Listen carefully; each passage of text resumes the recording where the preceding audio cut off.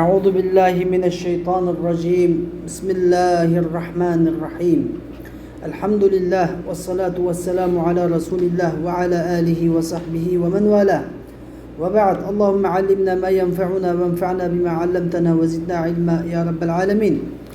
Bugün kelgan dersimiz bo'lsa İbn Hajar al-Asqalani rahimahullah yazgan Nukhbatul Fikr namliq fi mustalahi ahlil athar. Nukhbatul Fikr fi mustalahi ahlil athar namliq bu kitapның 3. dersimiz. Yani as-sahih لذاتي ولغيره الحسن لذاتي ولغيره degan mushu mavzuga keldik. Endi biz mushu dersimizni kirishdan burun men sizlarga oldin bir muqaddima so'zlab beraman.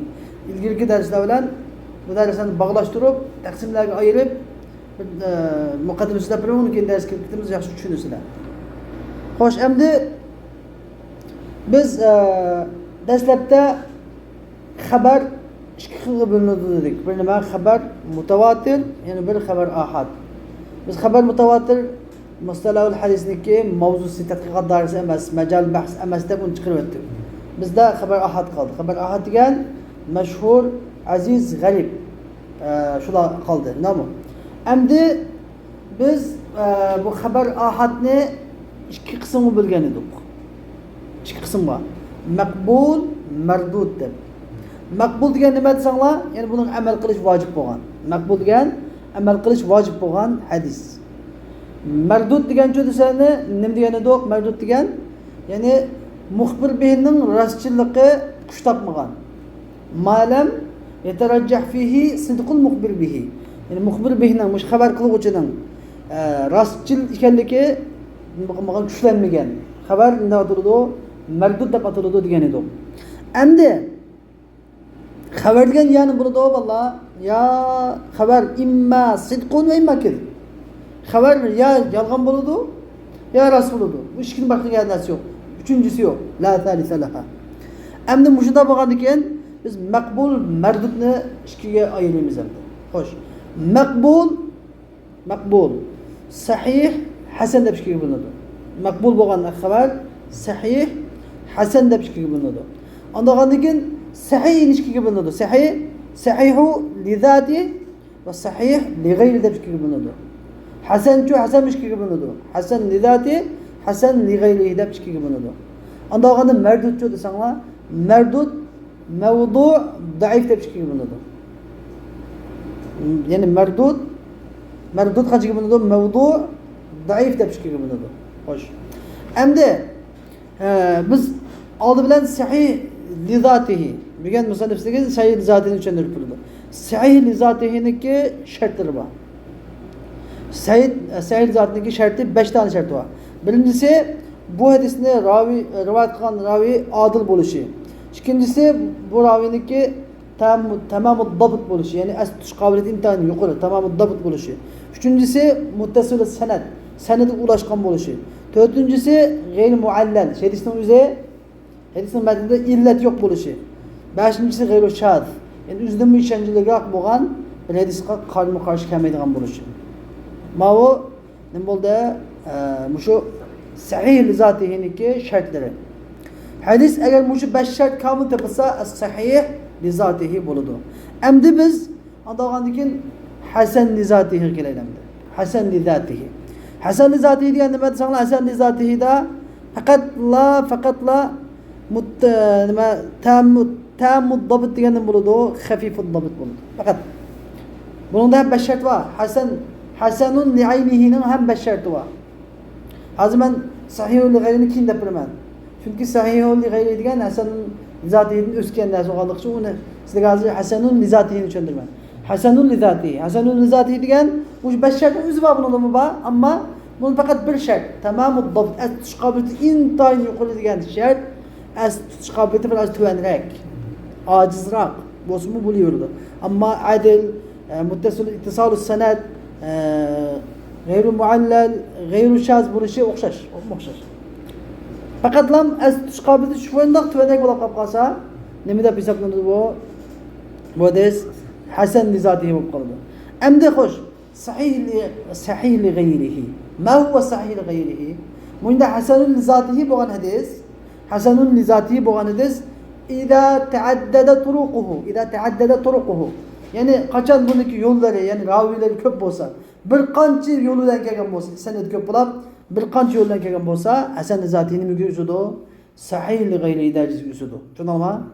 Sahih li g'ayrihi darajasiga usudu. Xo'sh, endi unda bo'lganda bizni nima qoldi hozir? Hasanun li g'ayrihi qoldi.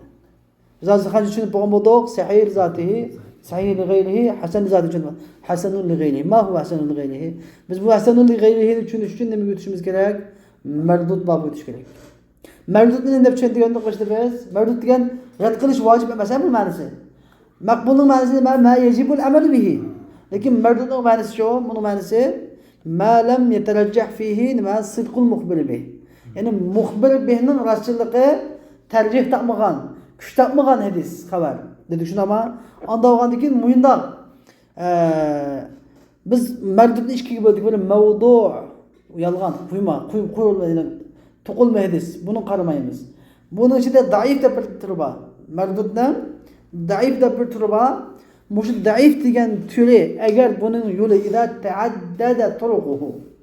Agar buning yo'llari yani bir muncha, masalan, xuddi Sha'ban, nisf Sha'ban kechsidek masalan. Nisf Sha'ban kechisiniki haqida fazilat kelgan hadislar ajoyib jig'in qilgan ko'p yo'llarga hammasi zaif, kulluha zaif. Bazı qattiq zaif, bazı bo'shaq zaif. Hammasi kelgandagi ajoyib jiq hadis kelganmi? Ayni jiq hadis kelganda nima darajaga ko'tariladi? Hasanun li g'ayrihi. Tushundingmi? Mayadin hasanun li g'ayrihiga ko'tariladi. Shundan biz hozir nima tushunib bo'lgan bo'ldik? Hasanun li g'ayrihini ham tushungan bo'ldik. Endi bizda sahihninmi, sahih li zatihinikimi tartiblari bor. Dalilisi bor, tushundingmi? O'xshamaydi. Sahih li zatihining dalilisi var. Bu mesela Sahih-i Bukhari birinci hem sahih li zati. Sahih Muslim hem sahih sahih gelsen hem sahih. Doğru. Lekin aş sahih minin dalilisi gibi bulunuyor. Sahih Bukhari'nin hadisleri mesela birinci mertebede durdu. İmam Muslim ikinci derecede durdu.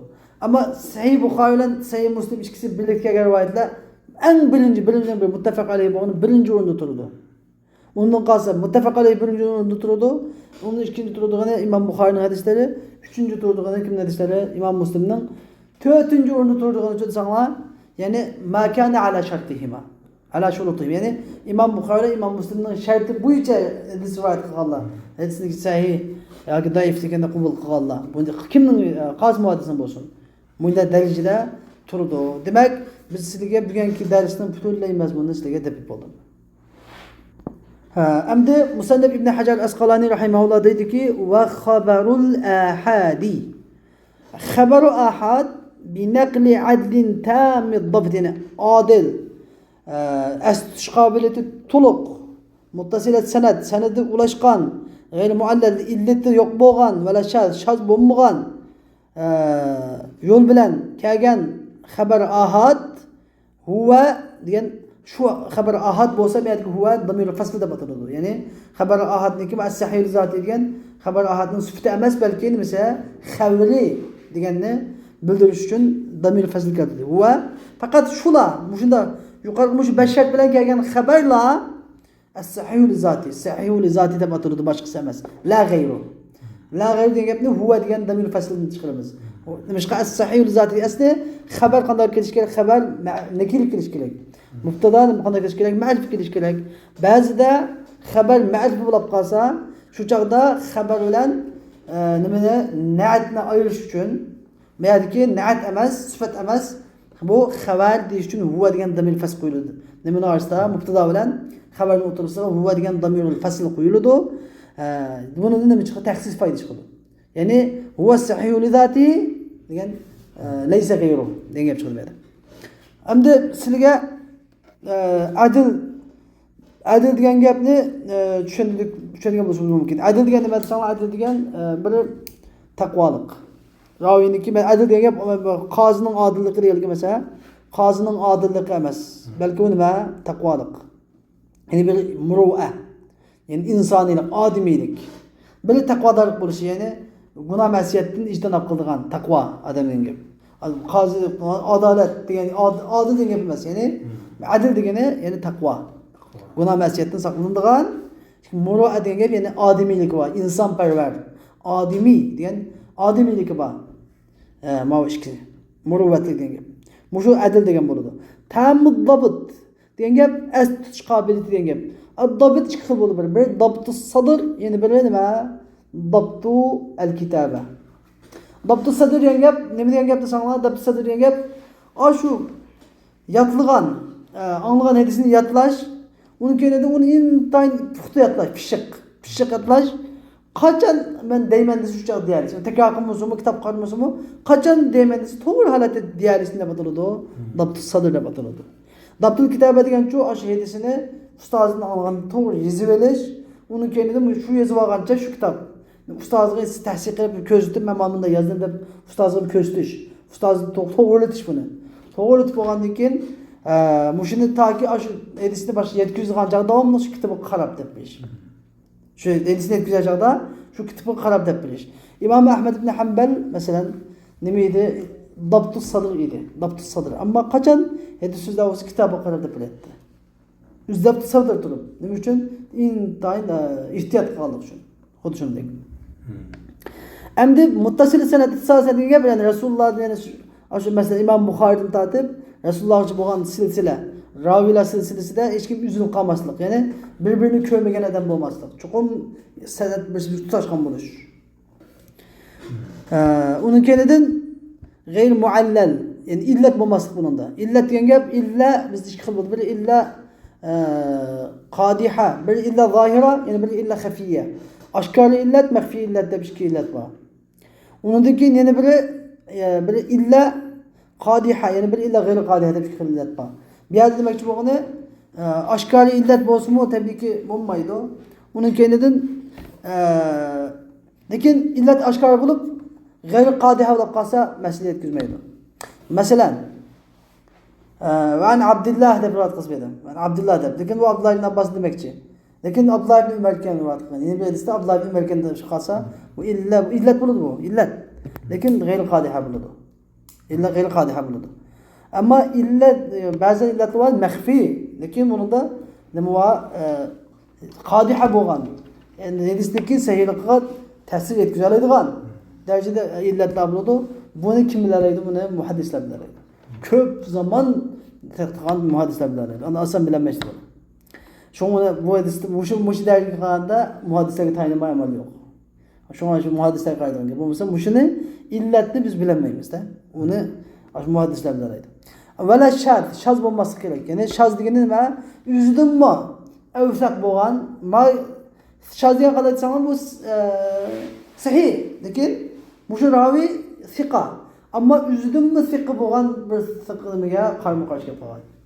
O'zidinmi ishonchli bo'lgan bir raviga qarama-qarshi kelib qolgan, mushunda ataladi, shaz deb ataladi. Demak, mushunda 5 xil sifat, ya'ni shaz bo'lmaslik, illat bo'lmasligi, sanadga ulashgan bo'lish, dabit kamil bo'lish, adl bo'lish. Mush 5 sifat nima deb ataladi? A'la sifatul qabul deb ataladi. Shunoma a'la sifatul qabul.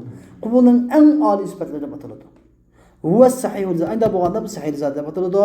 Xo'sh. Endi وتتفاوت رتبه بتفاوت هذه الأوصاف.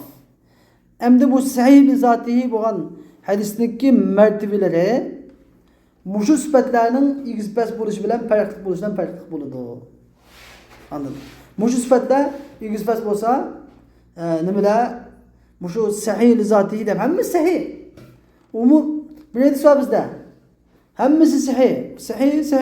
Sahih zati. Lekin mushu sifatlarni filsan bo'yicha bo'ladi-da. 100%, 90%, 60% deb bo'lishiga qarab, endi darajaga tizilib qoladi. Masalan, Sahih Buxoriy, masalan, va min thamma ana shu sababdan davatdi. Ashyadan quddima Sahih Buxoriy. Sahih Buxoriy Sahih Muslimga ilgari qo'yildi deydi. Nimishqa desa, desa chunki mushu shartlar, mushu 5 dona yuqorqi 5 sifat ham ekan, shartli qabulning 5 mushu sifat, qabulning sifatlari İmam Buxoriy komil deb aytgan 100%. İmam Müslim'de onu tüvenrak yapıldı. Mesela bunun misallarının adlı birisi İmam Bukhari'nin o. Çukum ravi şeyh, üzünün şeyhini, hadis rivayet kılan şeyhini çukum köygen bu. En azı bir kadın bolsun köygen buluşu şarttaydı İmam Bukhari. En azı bir kadın köygen buluşu şarttaydı. İmam Müslim'in nemdeydi, muasir bolsun oldu. Bir zamanda yaşayan bolsun oldu deydi. Kadama düşünecek farklımış ki demek İmam Müslim'in 90%, İmam Bukhari'nin 100% bırakmadığı gibi. Farkı var mı ki? Sümme şartuhuma diye andaki ne muşu işte İmam Bukhari sümme Müslim andaki Sahih Müslim. Sahih Müslim'deki hadisleri ikinci orunda oturdu İmam Bukhari'nin. Onunki sümme şartuhuma bu işkilerin şartı diye. Yani muşu İmam Bukhari İmam Müslim'in şartı boyunca hadis rivayet kılgan başka sahabe dedi ki sahabeler şu bab boyunca tiziledi olaydı. Hoş endi bizga İbn Hajar Asqalani rahimahullah sahih zatında bir bo'lgan degan hasan li zatihi deb bildimdi. Fa in khaffa ad-dabt agar dabt khaf degan gap yengil bo'lib qolsa, abay nima tegmasliga? Faqat bir narsa o'zgartirdik mana bilan sahih zati bilan hasan li zatini o'tirdik. Faqat bir yerda. Bo'lsa au tamam ad-dabt mavju khafif ad-dabt. Yani fa in khaffa ad-dabt agar dabt yani asl tutish qobiliyati tufayaq bo'lib qolsa, ojizroq bo'lib qolsa فالحسن لذاته وحسن لذاته بلده وبكثرة طرقه يصحح يعني من البروتوسيا حسن لغيره هنا بروتو يعني صحيح لغيره هنا يعني مش حسن لذاته ديس اگر يولو كب بلقاس bunu köp ravi rivayet kan bolsa Bukhari'da Sahih Müslim'de mesela İbn Majah Tirmizi'lerde rivayet kan bolsa mesela bunu köp raviler rivayet kan bolsa bu yusahhah diye gibi sahihun li gayrihi dersi kütürlüdür. فإن جمع فلتردد فإن جمع أجر بالحديث صحيح حسن صحيح ده إيش باللي جاب قاسا بالحديث حسن صحيح دي صفات باللي جاب قاسا نمشي إذا فلتردد في الناقل حيث التفرد يعني مشاهدس النقل قلقش مجتهد مشاهدسني رواية قلان مشاهدسقا بها باgan نقد قلغان mujtehid ulamoning fi naqil mujtehidisini naql qilguvchi ravi haqida haythu tafarrut yani mushuniki tafarrut jihatidan yani yolg'iz bo'lish jihatidan ikkilinib qolganligi uchundir. Taraddud qolganligi uchundir. Nima uchun desa, nima uchun buni sahih hasan deb qo'ydi desa, deydiki, ya'ni mujtehid, sahih hasan degan mujtehidda hamda bu. Xuddi bizim fiqhda mujtehid deganday, mustalah hadisda mujtehidlar bor. Ya'ni shu usulshunoslar hadisga baho qo'ygancha masalan, Ma'u sahih, hasan deb qo'ygan masalan, İmam Bukhari masalan, İmam Muslim, Tirmizi, Abu Dawud, Darqutni hammasi nima? Mujtehidlar. Ular baho qo'ya oladi. Anladın? Bu hadisga sahihun hasanun deb ism qo'yganligini o'zi nimadan desa deydi. Ya'ni ikkilinib qolgan. Asli bu faqat bilgan qo'ymagan. Hada hadisun sahihun أو حسن أو دين قبل مغمي هذا فقط. دمك شو غني؟ بو باعتبار ما راوي تربتن قطع قسم صحيح. ما راوي تربتن قطع قسم صحيح. يعني بونكي ما راوي ما سند انتاين نمنا كان تمام الضبط لن كان أعلى صفات القبول لن كان. لكن ما وجهت قرصة حسن. بو خفيف الضبط لن كان. يعني أدنى صفات القبول لن كان. شو جم ما جهت صحيح ما جهت حسن ديان بودو من معنى سديدو شو نلغى حيث التفرد من معنى سمشو وإلا فباعتبار إسنادين أجر ايش دمك تبغى ما شو صحيح حسن نبكاجنه teferrut cihetten teferrut yani bu nima mujtehid mishadi shak qolgan shak taraddud qolgan yani hukm qilolmay qolganda buniki sanadi buni ikki sanadi bor degan gapga jazm qilolmagan faqat yani bir qarab mojihatdan qarasam sahiydek turdi mojihatdan qarasam hasandek turdi deb ikki sanatga qaramay bu men deb degan bu masalan ikki sanatga qaramay bir sanatga qarab lekin bu bir sanatga ikki jihatdan qaragan. Bir sanatga ikki jihatdan min jihatayn. Bir jihatdan qarasa sahih ko'rlangan, yana bir jihatdan qarasa nima ko'rlangan? hasan ko'rlangan. Mushu sababdan bu hadisga sahih hasan deb qo'ygan deydi. Tushundingmi? Ammo bu yerda chiqadigan mushu gapga asosan nima gap bo'ldi men qarindoshlar? Qanday eda? Hada hadisun sahihun hasanun desa ma jihatlan ma ta'rif bilan nima bo'ladi? Bu sahih degan tuvindi bo'ladi. Tushundingmi? Dalilchisi hada sahihun degan gapning tuvindi bo'ladi. Nimishqa? Chunki uni musannif mujtahid jazmlashtirdi. Sahih deb keskin jazmlashtiryapti. Lekin ma'noda shu bir sanatda bir tarafida qarasa, bir jihatdan qarasa tamomud dabt ko'rinyapti, bir jihatdan qarasa shu xafifud dabt ko'rinyapti. Bir sanatda. Shunga ma jihatdan sahih hada sahihun hasanun degan hadisning darajasi, martabasi hada sahihun deganni nima tuvanroq turdi degan. Tushundingmi? Endi va illa agar undaq bo'lmasa, ya'ni min hayf tafarrud, ya'ni yolg'iz bo'lish tarafidan bo'lmasa degan gap, ya'ni sanat chiqib qolsa. Men 5 yil tushungandek bir maravi ekan, aytdi tamomud dabt ekan. Maravicho xafifud dabt ekan. Bunda jihatdan bo'lib qolsa, bu chaqda fa bi i'tibor istadi sahihun hasanun degan gapi bu chaqda ikki sanat e'tibori bilan, ya'ni ma'lum ma sanat demak sahih, ma sanat hasan degan bo'ladi. Demak bu chaqda buning dalili ma sahih deganning kuchli bo'ladi. Tushundingmi? Bu chaqda sahih degan mutlaq gapdan ma kuchli bo'ladi bu chaqda. A'lo bo'ladi. Nimishqa? Bu sahih deb bir gapi bor. Hasan deb uni kuchlantirgan, ya'ni mutawatir ma'naviylik darajasiga yaqinlashtirib qo'ygan yana bir yandaqchisi bor degan gap. Xo'sh. Va ziyadatu rawihima maqbulatun ma lam taqa' munafiyatan liman huwa awthaq. Endi mushu hasan bilan sahih hadisni rivoyat qiluvchining ziyoda bo'lishi maqbuldir. Ma lam taqa' munafiyatan degan qachon o'zaro qarama-qarshi kelish yuz berib qolmasa, liman huwa awthaq. O'zidan ishonchliroq bo'lgan, siqroq bo'lgan bir raviga qarama-qarshi kelib qolmasa, sahihga sahih hadisga hasan hadisni bizga yondashsa, kuchlantirsa, uning yana kelib qancha kuchlantirsa yaxshi bo'laverdi. Buni mutawatir ma'naviylik darajasiga ko'tardi. Ammo qachon o'zidan ishonchliroq bo'lgan, siqroq bo'lgan bir raviga qarama-qarshi sahih demas kelib qolsa, bu chaqda buni bo'lib qoladi, shaz bo'lib qoladi, shaz. Fa in khulifa bi arjah, agar mush kelgan ikki rivoyat bir-biriga xilof, qarama-qarshi xilof holat kelib qolsa, ya'ni agar xilof kelgan rivoyat bi arjah degan gap o'zidan kuchliroq rivoyatga xilof kelib qolsa, farrajih kuchli bo'lgan rivoyat deb ataladi, mahfuz deb ataladi va muqabiluhu uning qarama-qarshisida bo'lgan rivoyat deb ataladi, shaz deb ataladi, shaz. Va ma'ad da'fi, endi agar anda mayadagi yuqoridagi masala ikkinchisi sahih bo'lgan, ikkinchisi sahih, ammo birsidan fiqroq. Chunki biz dedik-ku sizlarga. Masalan, Imom Buxoriy bilan Imom Muslimni solishtirganda ikkisiniki darajasi Imom Buxoriy darajasi yuqori dedikmi? Masalan, xuddi shuningdek. Ikkinchisi fiqa, lekin birisi avsaq. Bunda bo'lganda agar birisi bizga qarama-qarshi kelib qolsa deb ataladi, ar-rajih mahfuz deb ataladi, ash-shaz nima?